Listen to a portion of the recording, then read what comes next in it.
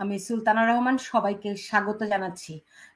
আজকের বিষয় নিয়ে দেশের যা ঘটছে সেই সমস্ত বিষয়ের তথ্য উপাত্তের ভিত্তিতে বিশ্লেষণ করার জন্য এই আয়োজন। আমার সঙ্গে আজকে অতিথি হিসেবে থাকছেন সিনিয়র সাংবাদিক আনিস আলমগীর। জনাব আনিস আলমগীর, আপনাকে স্বাগত জানাচ্ছি। ডক্টর মোহাম্মদ ইউনূস লন্ডন সফর করছেন। তার এই সফরটা এবার নানান কারণে অস্বস্তিকর। তিনি যদিও প্রথমে বলেছিলেন যে একটি পুরস্কার ব্রিটিশ রাজের একটি পুরস্কার আনার জন্য তিনি যাচ্ছেন, কিন্তু এই খবরটি তিনি তার লন্ডন সফর করবেন এটি শোনার সঙ্গে সঙ্গেই বেশ কয়েকটি জায়গা থেকে খবর এসেছিল যে তিনি আসলে লন্ডনে যাচ্ছেন তারেক রহমানের সঙ্গে বৈঠক করতে। আপনার নিশ্চয়ই মনে আছে আনিস আলমগীর। তো প্রথমে এটিকে অস্বীকার করা হলো, কিন্তু গত দুদিন ধরে সব মহল থেকে স্বীকার করা হলো যে আসলে তিনি বৈঠক করতে যাচ্ছেন। তিনি একটি দেশের সরকার প্রধান, দেশের সর্বোচ্চ পর্যায়ে তিনি রয়েছেন। তার একটি দলের নেতার সঙ্গে বৈঠক আয়োজন করতে হলো লন্ডনে গিয়ে, এর কারণটি কি? না, আপনি যেভাবে দেখছেন সেভাবে দেখে না। আমি মনে করি না যে তিনি লন্ডন গিয়েছেন তারেক রহমানের সাথে দেখা করার জন্য। এটা রদ দেখা কলা বেচার মতোই। উনি আসলে গিয়েছেন একটা চ্যারিটি প্রোগ্রাম, মানে চ্যারিটি কাজ কর্ম করলে ব্রিটিশ রাজা পুরস্কার দেয়। উনি তো কোনো পুরস্কার ছাড়তেছেন না এবং বিদেশ সফরও বন্ধ করছেন না। তার অংশ হিসাবে উনি গিয়েছেন, ওইটা আনতে গিয়েছেন। তো তারেক রহমানের সাথে বৈঠক হবে কি হবে না সেটা নিয়ে তো একটা ছিল, দোদুল্যমান অবস্থা ছিল।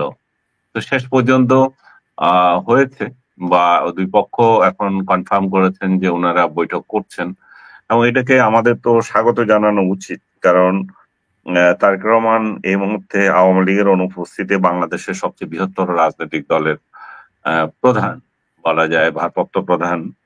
প্রধান একই বিষয়ের মতোই উনি আছেন, যদিও ভারপ্রাপ্ত, তারপরে উনি আসলে এখন সমস্ত ডিসিশনের আছেন। উনি ওনার মা দুইজনই, বাট উনি যদি সক্রিয়, সুতরাং ওনার বিবেচনাটা সবাই নিচ্ছে আগে।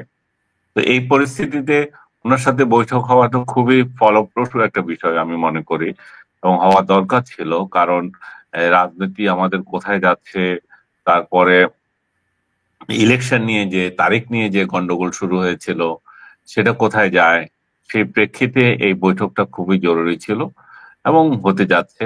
আমি মনে করি যে এটা তারেক রহমানের সাথে বৈঠক করতে উনি যান নাই, বরং এই যাওয়াতে একটা বৈঠকটা হয়ে যাচ্ছে, এবং এটা থেকে আমরা একটা ফলপ্রসূ একটা, মানে শান্তি আসবে আশা করি। আসলে আসলে আমরা সবাই হয়তো এক ধরনের বিরক্তিকর অবস্থায় আছি এখন, রাজনৈতিক পরিস্থিতি যেভাবে যাচ্ছে এবং ডক্টর ইউনূস যেভাবে আমরা তাকে যেই কল্পনা করে ক্ষমতায় দেখে, মানে আমরা বলেছিলাম বা ভেবেছিলাম যে নতুন একটা বাংলাদেশ আমরা পেতে যাচ্ছি, সেই জায়গায় আমরা দেখলাম যে সে আশাভঙ্গ।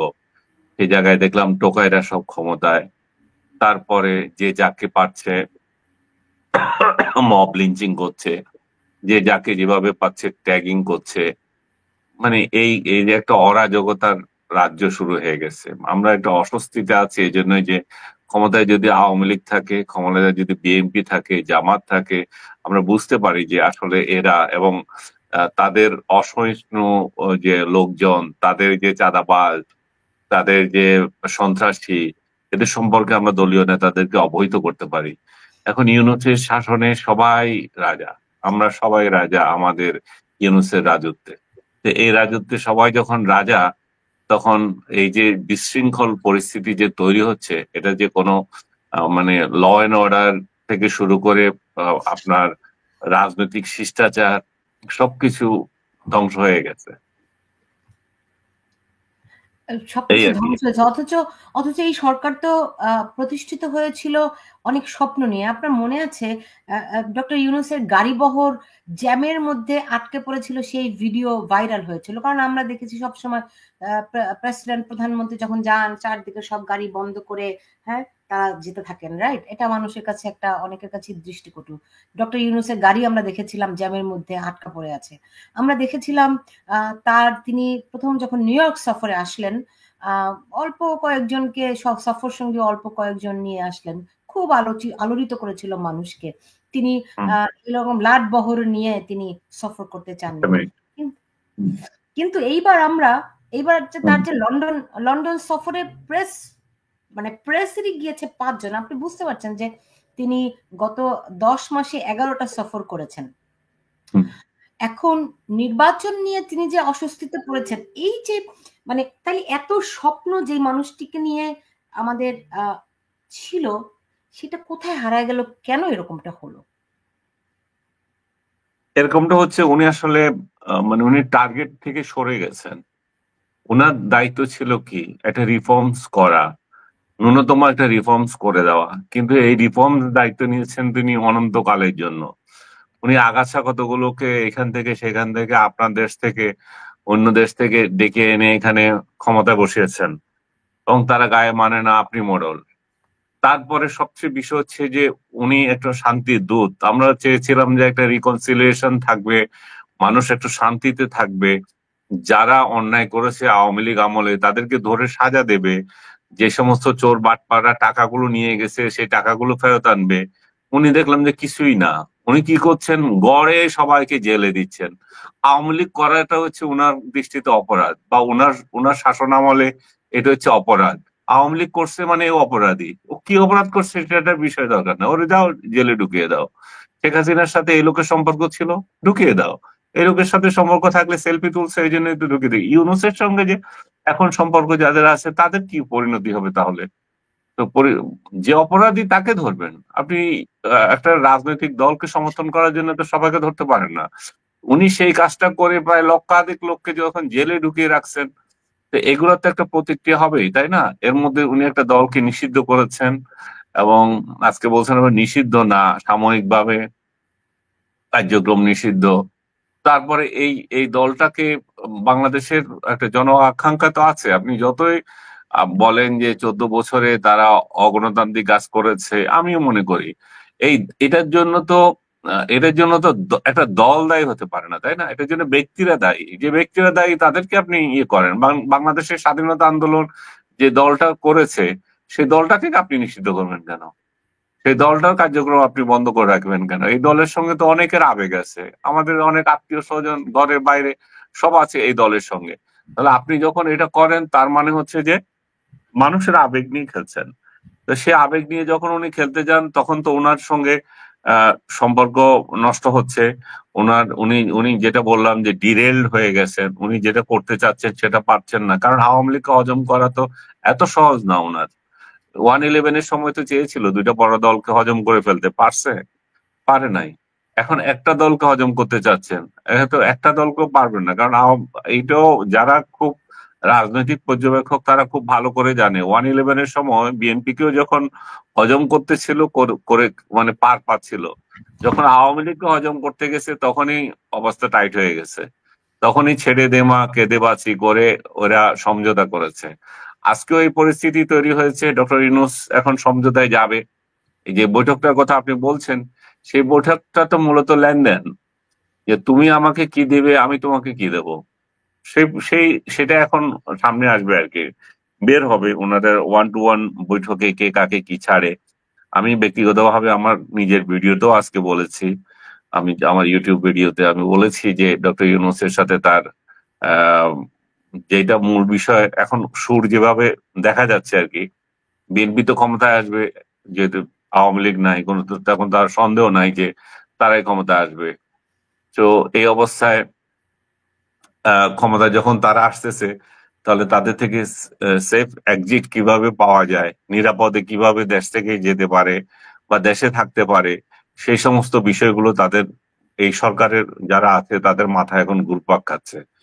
কারণ আহ, যা কিছু করুক, ইউনূস সাহেব যা কিছু করেছেন সেগুলোর একটা খেসারত ওনাকে পেতে হবে। কারণ এটা হয়তো খুব হার্শ শোনাচ্ছে, কিন্তু বাস্তবতা হচ্ছে যে উনি যেভাবে মব সংস্কৃতি চালু করেছেন, সেই মব সংস্কৃতি তো উনাকে ছাড়বে না।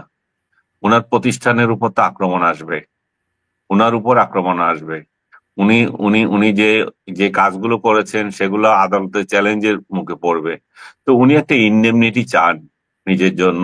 অলরেডি তিনি এই জুলাইয়ের গণহত্যায় যারা আছে তাদের বিচারের পাশাপাশি যে পুলিশগুলো মারা গিয়েছিল তাদেরকে মানুষ হিসাবে গণ্য করে নাই, করেননি উনি, উনার সরকার। তাদের হত্যাটাকে ইমনিটি দিয়ে দিচ্ছে। তো ওইখানে যদি ইন্ডেমনিটি যদি পুলিশ হত্যায় পার পেয়ে যায়, তাহলে উনাকে আরো কিছু ইন্ডেমনিটি দিবে, উনি এটা চান, সেই ইন্ডেমনিটি দিয়ে উনি পার পাবেন। বাট এটা তো ঠিক না যে ইন্ডেমনিটি দিলেই পার পাওয়া যায়।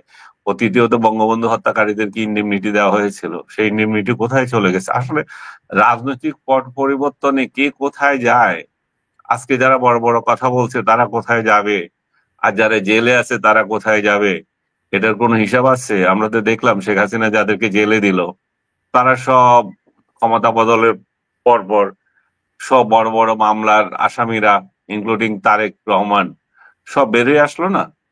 তো এটাও তো একটা লেনদেনের মধ্য দিয়ে হয়েছে, তাই না? এই তো তখন আরেকটা লেনদেনের মধ্য দিয়ে এখন উনি যাদেরকে জেলে দিয়ে রাখছেন তারাও বের হয়ে যাবে। শেখ হাসিনার বিরুদ্ধে 3 শতাধিক মামলা করেছে, আপনি দেখবেন যে এগুলো বস্তা ভরে সব ফাইলপত্র বঙ্গোপসাগরে চলে যাবে। এইভাবেই তো চলছে আমাদের রাষ্ট্রীয় ক্ষমতা, এবং ক্ষমতাবানরা যখনই পরিবর্তিত হয় জেল আহ, আহ, ওনাদের জন্য মানে তালা ভাঙা হয়ে যায়, তারপরে আপনার যে মামলাগুলো আছে এগুলো অচল হয়ে যায়। তো এই অচল পর্ব আরেকটা পর্ব হয়তো আমরা দেখবো, সেটাই প্রত্যাশা সবাই, বা সেটাই মানুষ মনে করে আর কি এখন যা হচ্ছে। কিন্তু আনফরচুনেটলি এটা তো হওয়ার কথা ছিল না। সরকার বদল হবে, কিন্তু আইন আদালত কেন বদল হবে? এখন দেখা যাচ্ছে আইন আদালত আরো সরস, এরা আরো এক ধাপ আগিয়ে আছে। এরা এগিয়ে থেকে আইন আদালত বা তারপরে উকিল সবগুলো ভিন্ন চেহারা নিয়ে আসে। তো এই পরিস্থিতি যদি চলতে থাকে, ইউনূস সাহেব যেটা ভাবছেন যে মানে উনি তো খুব ভালো করে নিশ্চয়ই জানেন যে পরবর্তী পজিশন কি হবে। উনি আজকে বলছেন যে উনি কোনো ক্ষমতায় যাবেন না পরবর্তী সরকারের। অবশ্যই তিনি যাবেন না, ওই সরকার তো বসে রয় নাই ওনাকে রাষ্ট্রপতি বানাবে। একটা গুঞ্জন ছিল যে উনি রাষ্ট্রপতি হবেন, তারেক রহমান প্রধানমন্ত্রী আমি এই হবেন, প্রশ্নটা এগুলো একটা আপনাকে বোগাস। করতে যাচ্ছিলাম। এই যে অনেকেই অসংখ্য মানুষ এই প্রশ্নটি করছেন যে তারেক রহমানের কাছে তিনি রাষ্ট্রপতি পদ চাইতে গেছেন, একটি জাতীয় সরকার গঠনের কথাবার্তা শোনা যাচ্ছে। এরকম একটি বিষয় কি এরকম কিছু আছে আম- নাকি? না, আমি ব্যক্তিগতভাবে এটা কোনো বিশ্বাস করি না, এগুলো বোগাস। উনার মেইন বিষয় হচ্ছে এক্সিট। উনার মেইন বিষয় হচ্ছে উনি যে সমস্ত জিনিস সরকার থেকে আদায় করেছেন, এর মধ্যে যে আমি কি বলবো, ফিরিস্তি, এগুলো তো সব জানেন। হ্যাঁ, এবং সেগুলো যদি তাহলে সেগুলো একটু যাতে ঠিক বলেন, মতো। ওনার ওনার ইউনিভার্সিটি, গ্রামীণ ইউনিভার্সিটি তিনি নিয়েছেন, রপ্তানি, জনশক্তি রপ্তানি তিনি নিয়েছেন। আপনি একটু হুম। বলেন, লিস্ট গুলো একটু বলেন, তাহলে মানে ওনার মামলাগুলো উনি সব প্রত্যাহার করেছেন। উনার আহ, গ্রামীণ এর জন্য 666 কোটি টাকার ঋণ মাফ করেছেন, এবং 5 বছর ঋণ না, এটা বলে কর মাফ করেছেন। আর 5 বছর কর দিতে হবে না, সেটা করেছেন। কি না করেছেন? উনি যা যা ইচ্ছা তা করতেছেন, ওনার যা খুশি তাই পারেন উনি করতে। তো উনি তো এগুলো করে নিছেন। তো উনার উনার যে এই সমস্ত সুযোগ সুবিধা উনি যে নিচ্ছেন ওনার প্রতিষ্ঠানের জন্য, এগুলা কি উনি মনে করেন যে সরকার বদল হয়ে গেল, একদিন না একদিনের তো জবাব দিতে হবে? তো এখন জুলাই চার্টার বানাবে বলতেছে, উনি বলতেছেন যে আমরা সবাই একসঙ্গে সেখানে স্বাক্ষর করব। মানে এটা ওনার আহ, দল যে এনসিপি তারাও বলছে যে জুলাই চার্টার সারা কিছু হবে না, জুলাই চার্টার আগে মানে তারেক রহমানকে আগে স্বাক্ষর করাই নিবে যে এই জিনিসগুলো কিন্তু আমরা একমত হয়েছি, এগুলো কিন্তু পরবর্তীতে চেঞ্জ করা যাবে না। হ্যাঁ, ওই যে সেফ এক্সিটের বিষয়গুলো এখানে থাকবে, যাতে করে মাপ পাওয়া যায়। তো জুলাই চার্টারে এগুলো আমরা সাইন করেছি, তারেক রহমান তখন, মানুষ তখন জিজ্ঞেস করবে, ভাই তোমরা তো বলছিলে এদের বিরুদ্ধে মামলা দিবা না, এখন তাহলে এদেরকে মামলা দিচ্ছ কেন? এরা তো দোয়া তুলসী পাতা ছিল।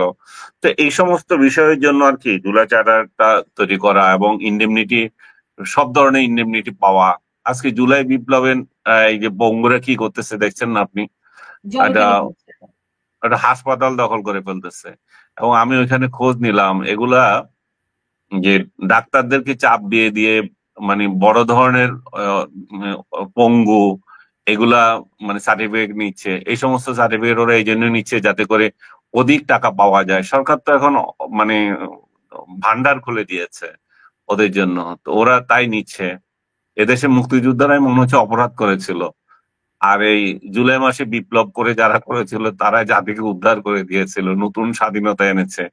তাই তারা এভাবে হাসপাতাল দখল করতে পারে, রোগীর কি হলো না হলো ঠিক নাই, তারা মাসে মাসে ভাতা নিতে পারে। হ্যাঁ, আরো কি কত সুবিধা, এবং বাজেটও তাদের জন্য সুবিধা রেখেছে। এদিকে জাতির অর্থনীতির 12টা বেজে যাচ্ছে, 3.3-তে নেমে এসেছে আপনার জিডিপি। আর মানে কোথায় যাবে, এর কতটুকু নামবে আমি জানি না। এই সেই ডক্টর ইউনূস, উনি 50 বছর আগে বাংলাদেশে যে একটা দুর্ভিক্ষ হয়েছিল 1974 চুয়াত্তর। সালে, উনার তথাকথিত যে বিনিয়োগ সম্মেলন হলো, যে ঘোড়ার ডিম নিয়ে আসলো বাংলাদেশের জন্য, হ্যাঁ, সেই সম্মেলনে এই যে উনি কান্নাকাটি করে একদম শেষ করে ফেললেন যে দুর্ভিক্ষ নিয়ে। তো কিন্তু লজ্জাজনক বিষয় হচ্ছে যে উনি যে সময়ের জন্য কান্নাকাটি করছেন, সেই সময় বাংলাদেশের জিডিপি 6 পয়েন্টের উপরে, আর আজকে 3.3-তে নামছে। আর বিশ্বব্যাংক আজকে আবার রিপোর্ট দিচ্ছে, এটা আপনি প্রথম আলোর কিছুক্ষণ আগেও রিপোর্ট আছে এটা। তো কোথায় যে বাংলাদেশকে কোথায় যে নিয়ে যাবেন উনি, এই আশঙ্কা থেকেই আমরা তো চাই যে উনি যত শিগগির পারো বাবা ক্ষমতাটা দিয়ে যান। আপনি আপনি ক্ষমতাটা বলেছেন, যে উনি বলছেন যে আমি আমার অন্য ক্ষমতায় যাওয়ার আগ্রহ নাই। উনি নিজেই যেহেতু বলে দিয়েছেন, তাহলে এই আশঙ্কাটা মানুষ যেটা করছে সেটা ঠিক না। ওনাকে, উনি আবার কিভাবে থাকেন এখানে, বলছেন যে না আমার কোনো ইয়ে নাই, আমি পরবর্তী সরকারে যেতে চাই না। শুধু তাই নয়, যে আমার মন্ত্রিসভায় যারা আছে ক্যাবিনেটে, তারাও কেউ আমার মনে হয় না চায় না। উনি ওটা একটু অতিরিক্ত বলে ফেলেছেন আর কি। ওনার মন্ত্রিসভায় যারা আছেন, এগুলোর বহুজন আছেন যে লালায়িত। আবার যদি সরকার হয় বিএনপির, হয় বিএনপি কে ক্ষমতায় কিভাবে আনা যাবে, কালকে থেকে তো ওদের এই, কালকে থেকে না, এরা তো এই এই প্ল্যানের মধ্যে আগাচ্ছে। আপনি দেখেন না, একটা একটা জমির নামজারি হয়েছে, হ্যাঁ, সেটা নিয়ে এক উপদেষ্টা যায় খালেদা জিয়ার বাড়িতে, যেন উনি জমি উদ্ধার করে দিয়েছেন। খালেদা জিয়ার বাড়ি, খালেদা জিয়াই ভোগ করছেন, সেই বাড়ির একটা নামজারি স্লিপ নিয়ে গেছেন, মানে দেখানো যে আমরা ম্যাডাম আপনার জন্য কত। তো এগুলো আসলে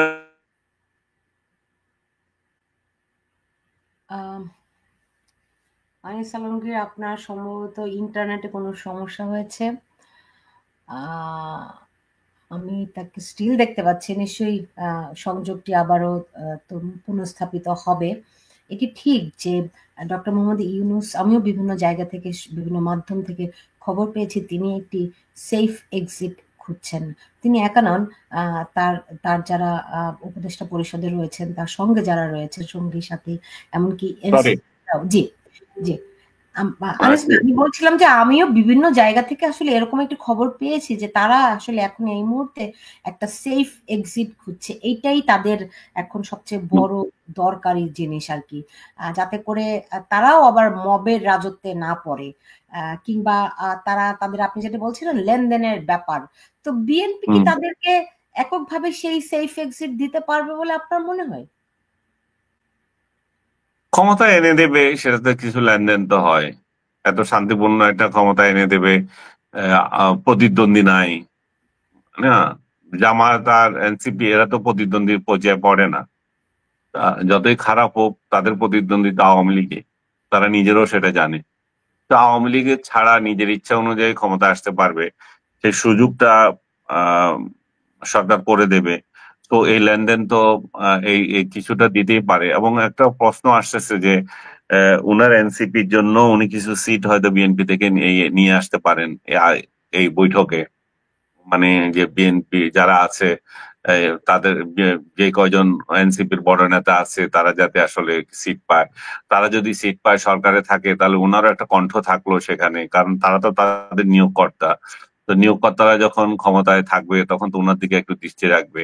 আমি আপনাকে এই ইন্টারনেটে ডিস্টার্ব করার আগে যেটা বলছিলাম, শুধু ওনার মন্ত্রীরা নয়, উনি যাদেরকে চাকরিতে নিয়োগ দিচ্ছেন এ পর্যন্ত, দেশে বিদেশে, এগুলার চেহারা পরিবর্তিত হয়ে গেছে। এগুলো এখন বিএনপি নেতাদের পা শুরু করছে।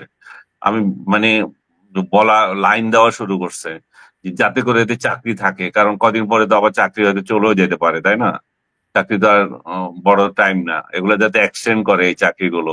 এই যে ঢাকায় যে বিএসএস এর এমডি, এ তো বহুদিন থেকে মির্জা ফখরুলের পিছে পিছে ঘুরছিল এবং বিএনপি নেতাদেরকে ধরছিল যাতে করে তাকে চাকরিতে রেখে দেয় বা তার চাকরি রক্ষা করে, কারণ বিএনপির সাংবাদিকরা তার বিরুদ্ধে উঠে পড়ে লেগেছে, কারণ অযোগ্য সে।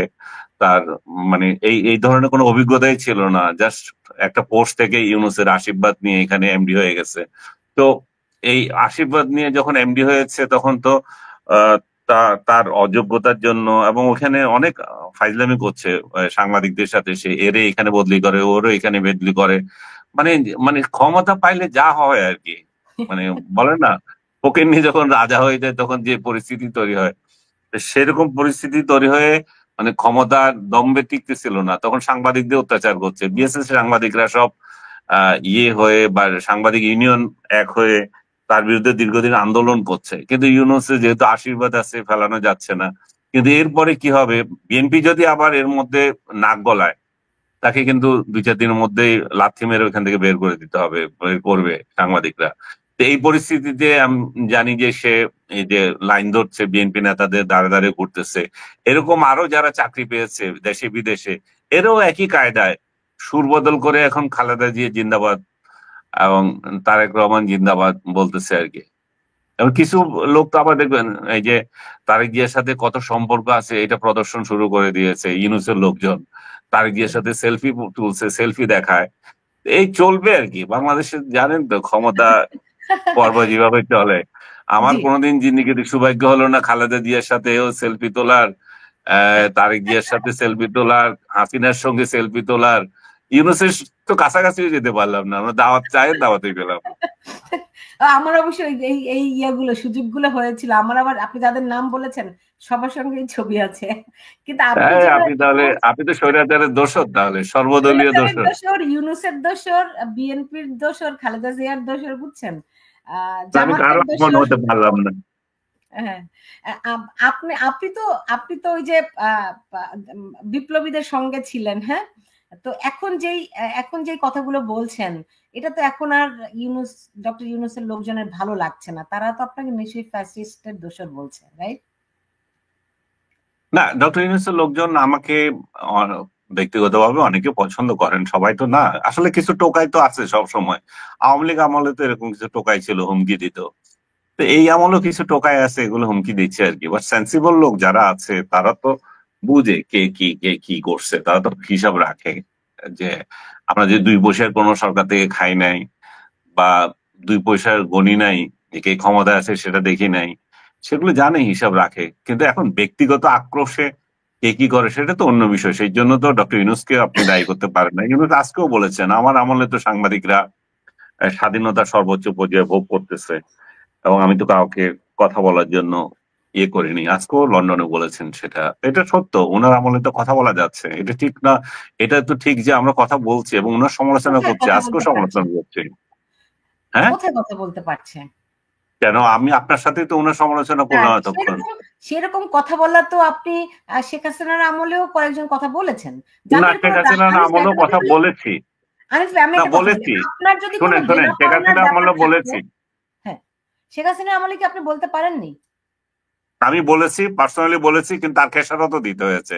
শেখ হাসিনার চামচাদের জন্য বলতে পারি না, তার চারপাশে যে সমস্ত চামচাগুলো ছিল, আপনার খুব প্রিয় প্রিয় লোক, ওই চামচাগুলোর জন্যই তো ইয়ে করতে পারি না। শেখ আপনিও তো হাসিনা আমার তো এই প্রিয়। চামচাগুলো, আমি নাম উচ্চারণ করলাম না আর কি। না, নাম এই সমস্ত বললেন না, কিন্তু চামচারাই তো আপনিও শেখ তো আমার হাসিনাকে প্রিয়। ডুবাই গেছে। জি। এই সমস্ত চামচারাই তো শেখ হাসিনাকে ডুবাই গেছে। শেখ হাসিনা যে আবার ক্ষমতায় আসতে চায়, এই চামচা মানুষ তো আতঙ্কিত আছে যে এই চামচাদের নিয়ে আসবা, এই দুর্বৃত্তদের নিয়ে আসবা ক্ষমতায় আবার, তোমার জন্য বসে আছি আমরা।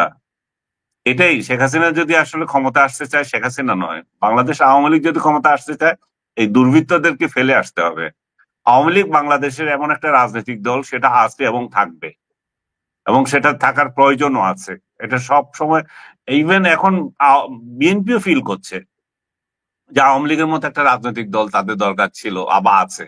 কারণ তো দেখতেছে জঙ্গিপনা কিভাবে বাড়ছে এবং অস্থিরতা কিভাবে বাড়ছে। এক দল আরেক দলকে কিভাবে দেখতে পাচ্ছেন না। এখন আওয়ামী লীগের অনুপস্থিতিতে তাদেরকে রয়ের এজেন্ট বলতেছে। আওয়ামী লীগ থাকলে তো সেই ট্যাগটা তার আওয়ামী লীগ পাইতো। এখন বাংলাদেশে তো এখন ঘরে ঘরে রয়ের এজেন্ট। হ্যাঁ, এখন ধরেন আমরা ডক্টর ইউনূসের প্রসঙ্গে ফিরি। তার জন্য আমার বিবেচনা এই মানে লন্ডন সফরটা পুরোপুরি একটা অস্বস্তিকর, বিব্রতকর। ধরেন খালেদা জিয়া তো এখনো বেঁচে আছেন, বিএনপির চেয়ারপারসন। তো এই বৈঠকটা বা যেই লেনদেনের কথা আপনি বলছেন, সেগুলা কি মানে খালেদা জি কি এতটাই অসুস্থ যে তার সঙ্গে কথা বলার মতো নয়? আমরা তো দেখেছি তারা সবাই খালেদা জিয়ার সঙ্গে সেনাপ্রধান বৈঠক করেছেন, তাই না? ডক্টর ইউনূস বৈঠক করেছেন, সশস্ত্র বাহিনী দিবসে বেগম জিয়া গেছিলেন। তো এটা তাকে একদম লন্ডন উড়ে গিয়ে তারেক রহমানের সঙ্গে বৈঠক করাটা তার জন্য কতখানি সঙ্গত? বরং খালেদা জিয়ার সঙ্গে বৈঠকটা হলে তিনি করতে পারতেন কিনা, কি মনে হয় আপনার? না, আপনি কি মনে করছেন খালেদা জিয়ার অসম্মতিতে এই বৈঠক হচ্ছে? খালেদা জিয়ার সম্মতিতেই তো হচ্ছে।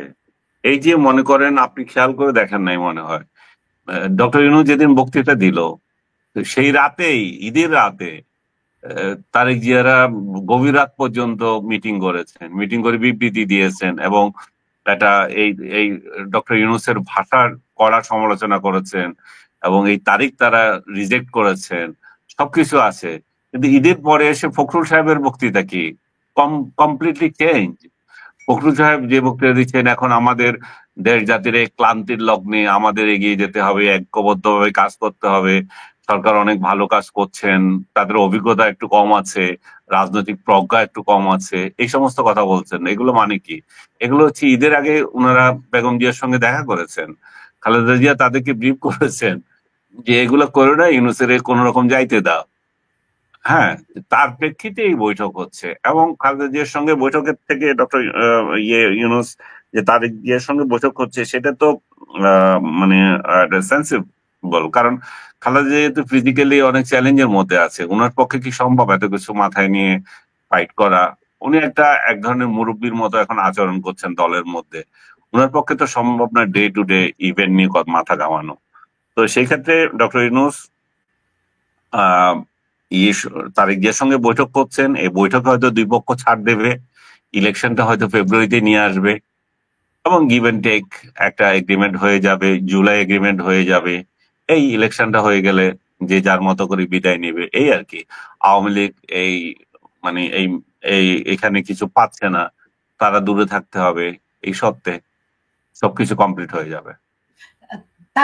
তার মানে মানে সেনাপ্রধান এবং বিএনপি যে ডিসেম্বরের মধ্যে নির্বাচন চেয়েছিল, সেটি আসলে তাদেরকে সরে আসতে হবে, এই তো? এখন তো উনি চাইলে ডিসেম্বরে দিতেই পারেন, কিন্তু উনি তো নিজের কথা রাখার জন্য ইয়ে করবেন, তাই না? তো দুই পক্ষ এখন মাঝামাঝি জায়গায় গিয়ে রমজানের আগে যাতে ইলেকশনটা হয়ে যায়, সেক্ষেত্রে ফেব্রুয়ারির মানে মানে প্রথমার্ধে এটা আমার মনে হয় আর কি সম্ভব। তখন পরিবেশও ভালো থাকবে, আবহাওয়া এমন কোনো অবস্থা দাঁড়াবে না ইলেকশন নিয়ে, মানে আহ শিক্ষা মানে এপ্রিলে যে নির্বাচন করতে যাচ্ছে, যে সমস্ত প্রতিবন্ধকতা তৈরি হচ্ছে, সেগুলো আর থাকবে না। মোট কথা হচ্ছে সমঝোতা হলে, মিলে গেলে আর কি, দুই দুই এখন দল মিলে এখন যদি যায় সরকারের সঙ্গে, ওনাদের যদি এই কম্প্রোমাইজ হয়ে যায়, যেটা 1-11-এর সময় হয়েছিল, আপনি হয়তো ভুলে গেছেন, না, আওয়ামী ভুলে লীগের যান, আমি সঙ্গে এই প্রশ্নটাই করতে চাচ্ছিলাম আপনাকে, যে দেখুন 111 এর সময় যেটি হয়েছিল, সেটি তখন কারণ এত রকম মিডিয়া, এই যে আজকে আমি এই বিষয়টি নিয়ে এত প্রকাশ্য খোলামেলা কথা বলতে পারছি, 111 এর সময় কিন্তু এভাবে প্রকাশ্য কথা বলা যায়নি না, তখন। আমরা বলতে পারি নাই, কিন্তু সে একই কাজই হয়েছিল। না, না, আমি আমি একই বিশ্বাস কাজে করি। হয়েছিল, আওয়ামী লীগের সাথে ডিল হয়েছিল, এবং ইলেকশনের পরে পরে কে কিভাবে চলে যাবে সেগুলো হয়েছিল। এই বাড়ি, তারপরে সেনাপ্রধান, তারপরে ওই ফখরুদ্দিন, সবগুলো চলে গেল না দেশ থেকে, এবং শান্তিপূর্ণভাবে তারা চলে গেছে, তো তাদের তো কোনো সমস্যা হয় নাই। তারা দেশে, তাদেরকে কোনো মামলাতেও জড়ানো হয় না, এমন না যে তারা মামলাতে আছেন তাই বাইরে আছেন, তারা লোকচক্ষুর আড়ালে চলে গেছেন। এরাও, ইউনূসরাও যাবেন, এখন কিভাবে যাবেন, কতদিন থাকবেন, সেই সেই পরিবেশ কতটুকু থাকবে, মানে বিএনপি তাদেরকে কতটা প্রোটেকশন দিতে পারবে, বিএনপি প্রোটেকশন দিলেই কি এরা থাকতে পারবে? আমার তো মনে হয় না। কারণ চোরাগুপ্ত হামলা তো এদের উপর চলবে, এরা যেভাবে মানুষকে, মানুষের উপর যেভাবে হামলা করছে, মানুষকে যেভাবে নির্বাচন, মানে মামলা ছাড়া মানুষকে যেভাবে নির্যাতন করছে, এগুলা তো প্রতিশোধ নিতে চাইবে। বাঙালি তো প্রতিশোধ ভুলে যায় না রে বাবা, এ প্রতিশোধ নিতে চাইবে। আমি চাই না এই ধরনের পরিস্থিতি তৈরি হোক, কিন্তু প্রতিশোধ তো আসলে আমরা কি বলবো, আমরা আমরা তো নিজেরা এগুলো তৈরি করছি। এখনো আমি মনে করি যে রিকনসিলিয়েশনের সুযোগ আছে ডক্টর ইউনূস যদি সেটা মনে করেন। উনি আজকেও বলেছেন আওয়ামী লীগ তো কোনো, আওয়ামী লীগকে উনি দলই মনে করছেন না এখন। আজকে এক প্রশ্নের জবাবে উনি বলছেন যে এটাতে দল হিসাবে কি বিবেচনা করা যায়, কারণ এই দলের লোকেরা তো কোনো ক্ষমা চান নাই। এই প্রশ্নে আমি ওনার সাথে সম্পূর্ণ একমত। এই দলের লোকগুলো তো কোনো রিগ্রেট নাই, কোনো ক্ষমা নাই।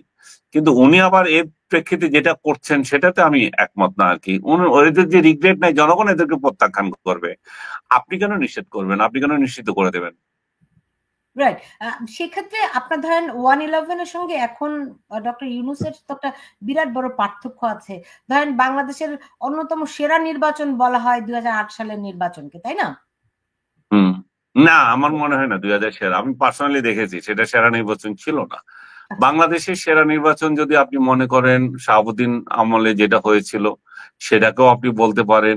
ইভেন শেখ হাসিনার আমলে উনি যখন ক্ষমতা ত্যাগ করেন 2000 এক সালে। এক সালের দিকে, সেটাও একটা খুব ভালো ইলেকশন হয়েছিল। একটা প্রতিদ্বন্দ্বিতাপূর্ণ এবং নিরপেক্ষ নির্বাচন আমি বলবো। এইগুলো মানে যতই যে যত কথাই বলুক, কেয়ারটেকার গভর্নমেন্ট আমলে যে কয়টাই নির্বাচন হয়েছে মোটা দাগে এগুলো গ্রহণযোগ্যতা ছিল। কিন্তু এই 111 যে ইলেকশনটা হয়েছে সেটা গ্রহণযোগ্যতা ছিল না। এটা আওয়ামী লীগ অনেক জায়গায় সিল মেরে নিয়ে গেছে, এবং সেই সিল মেরে নেওয়া যাওয়ার পরিবেশও ছিল, কারণ বিএনপি তখন এইভাবে মাঠে ছিল না। এই মুহূর্তে মনে করেন আওয়ামী লীগকে যদি ইলেকশন করতে দেওয়া হয়, আওয়ামী লীগের যে পরিস্থিতি হবে ঠিক একই রকম পরিস্থিতি ছিল। তারা তো মাঠে আসতে পারে নাই, বিএনপি তখন মাঠে আসতে পারে নাই। বিএনপির একেবারে পালিয়েছিল তা না, কিন্তু তারা খুব একটা চ্যালেঞ্জের মধ্যে গিয়েছে তাদের দলের জন্য। সেই প্রেক্ষিতে তো তারা মাত্র 30 সিট পেয়েছে, হয়তো আরো বেশি পেত। না, তারা কিন্তু ভোট তো কম পায়নি, কিন্তু সিট বেশি কম পেয়েছে।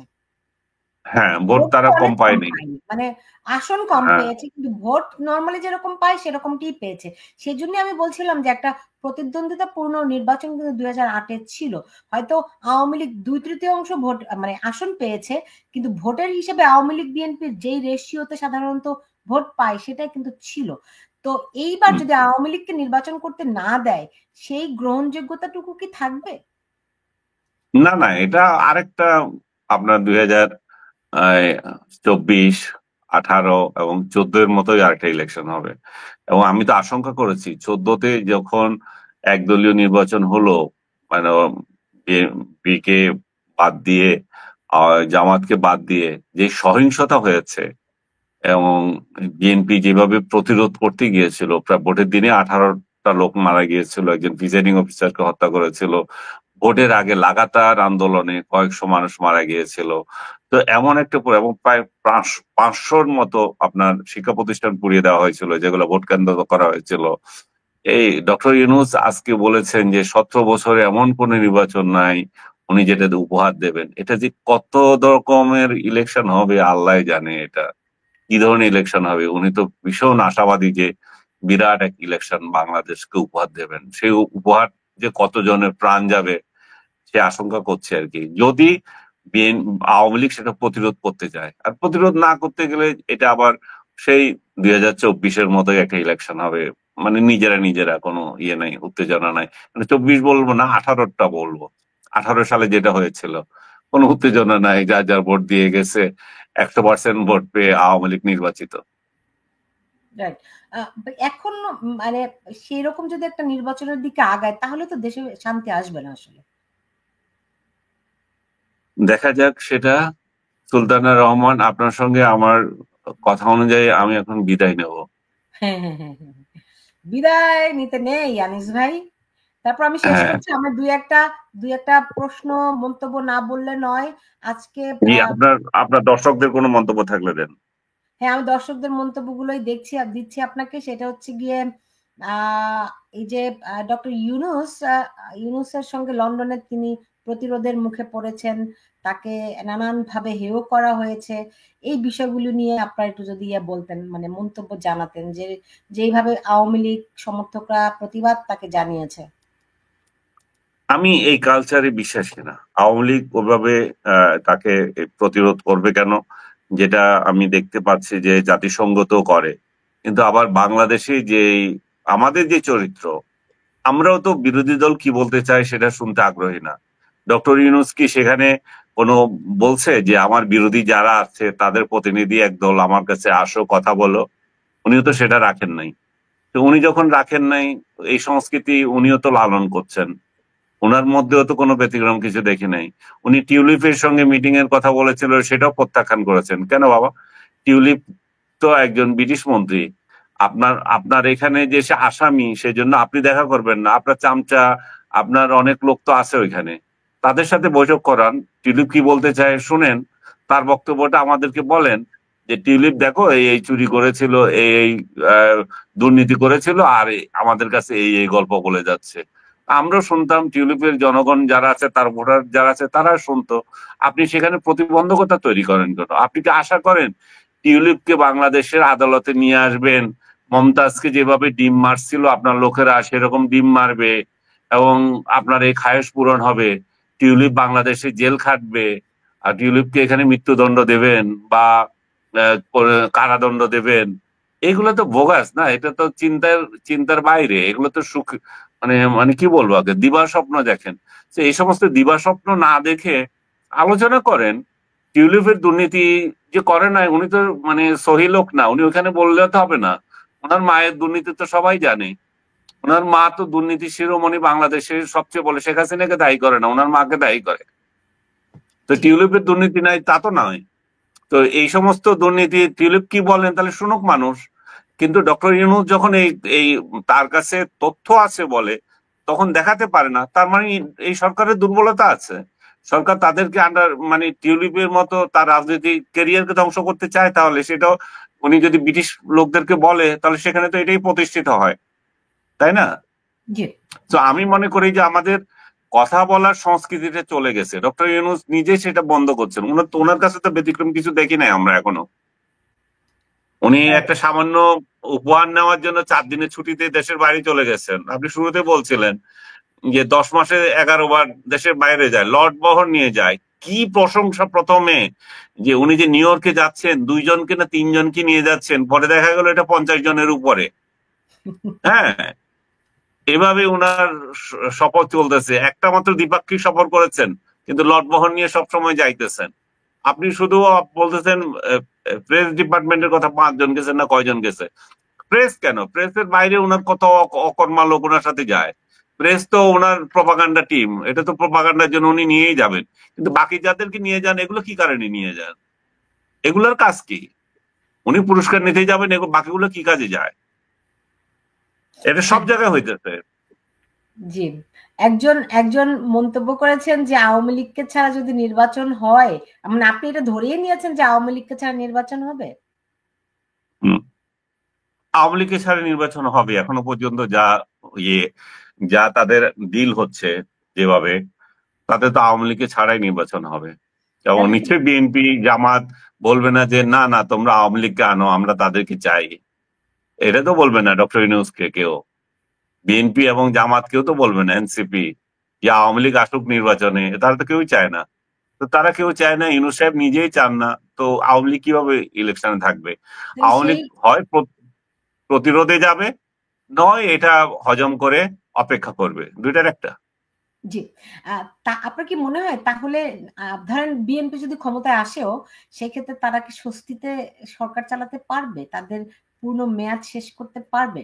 অনেক রকম আশঙ্কা থাকে আমি না? আমি তারা মনে কি করি না।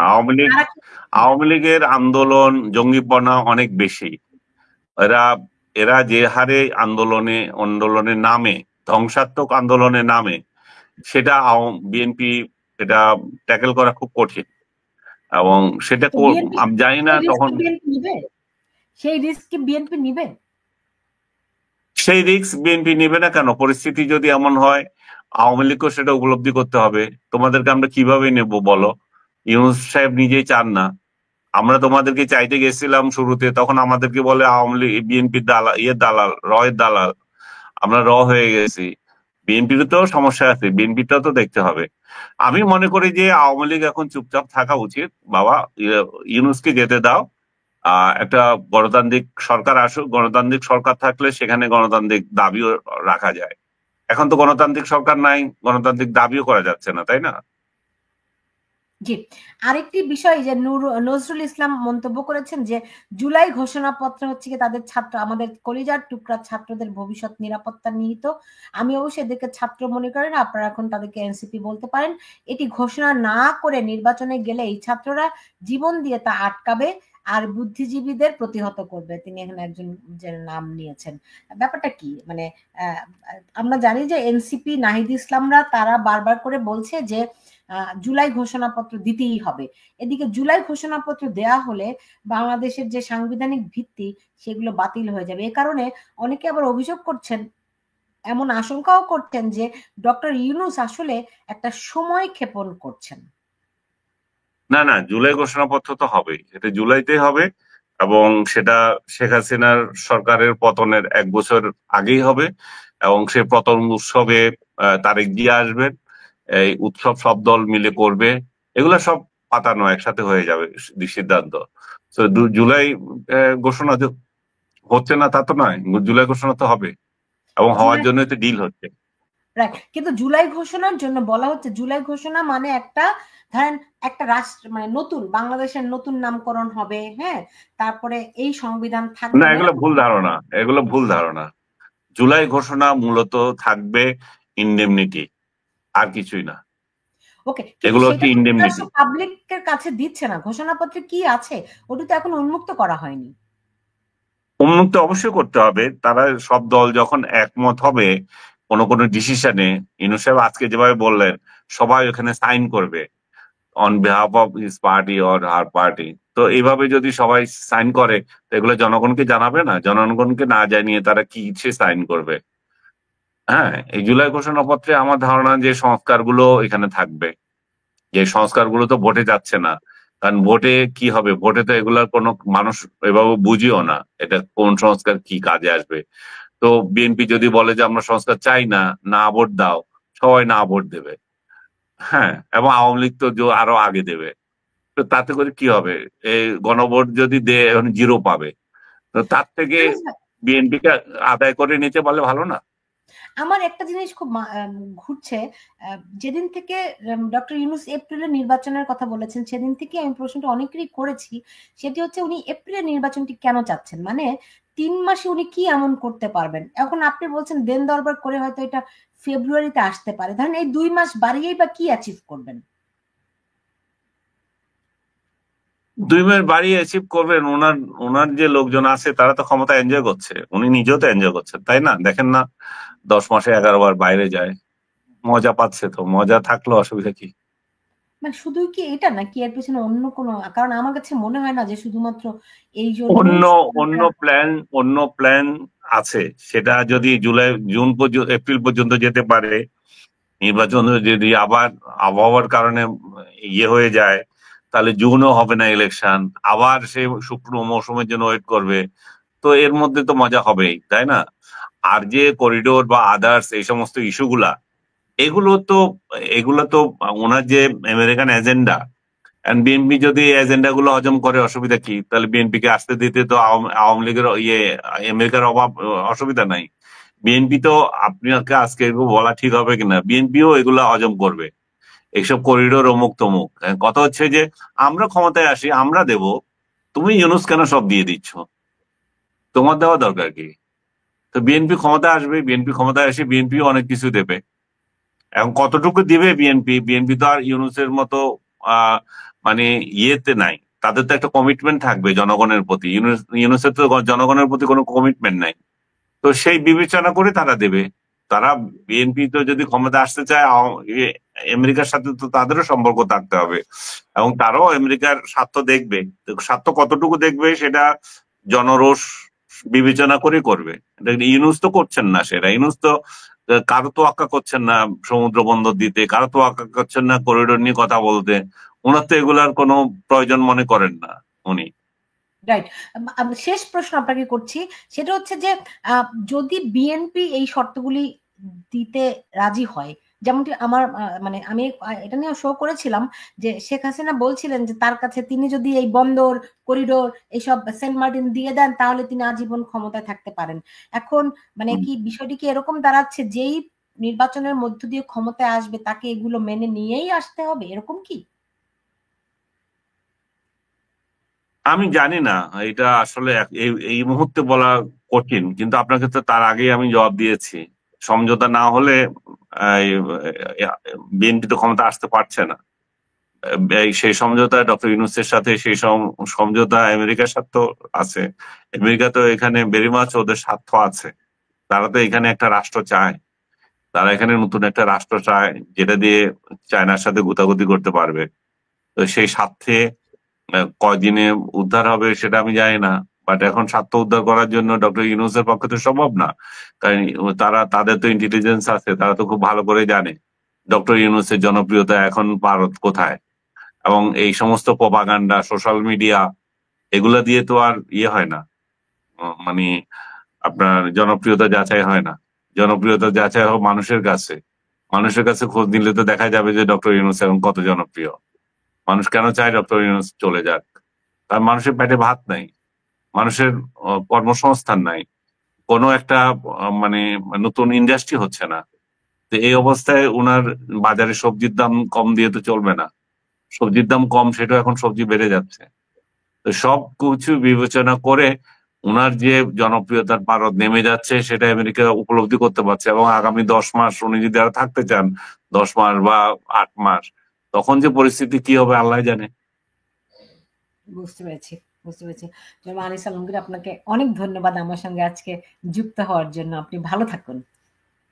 আপনাকে অসংখ্য ধন্যবাদ আমাকে মানে মানে এর মধ্যে ছেড়ে দেওয়ার জন্য আর কি।